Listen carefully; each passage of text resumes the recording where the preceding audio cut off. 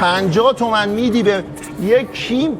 ما این سطح رو پر کردیم 37 تومن، اونم با 50 آیتم جذاب و خوشمزه به صورت نامحدود. آناناس تایلندی، موز اکوادور، ملاقه نوتلا برداشتم، باقلوای بادامی، از این شیرینی خوشمزه ها، سنگ رودخونه، نارنجک رو ببین، جب خامه ای هم هست، کادایف لونه گنجشکی، فرنگی طالبی من میکسشو میریزم، زعفرون بلوبری من میکسشو میریزم، نارگیل چرب، کنجد طلایی، پاستیل بریز، دراژه شکلاتی، دراژه هفت رنگ، پرچمی، نوشابه‌ای، اسمارتیز تخم مرغی، ماری، از اینا